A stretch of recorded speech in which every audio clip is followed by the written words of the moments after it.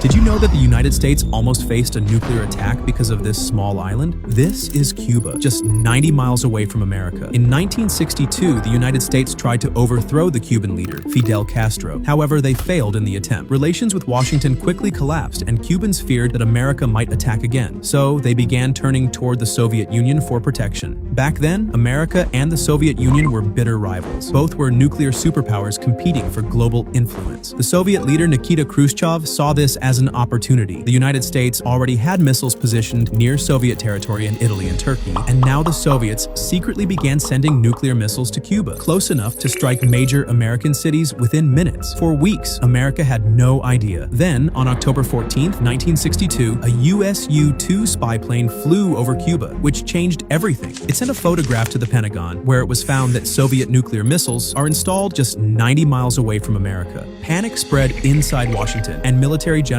suggested invading Cuba. But President John F. Kennedy took this calmly. The U.S. Navy surrounded Cuba and blocked Soviet military ships from supplying more missiles. America called it a quarantine. The world was on the brink of nuclear war, and everyone was waiting for the first step. On October 27th, Cuba shot down American U-2 spy plane over its space. World feared that this could trigger war, but a scarier moment happened underwater. A Soviet submarine called B-59 had been cut off from Moscow for days, was surrounded by American ships near Cuba. U.S. warships dropped warning depth charges as a signal. However, the crew misunderstood that nuclear war had already begun. So they decided to launch a nuclear torpedo at American forces. Two officers agreed to launch, but one man, Vasily Arkhipov, resisted and took the submarine away towards Soviet waters.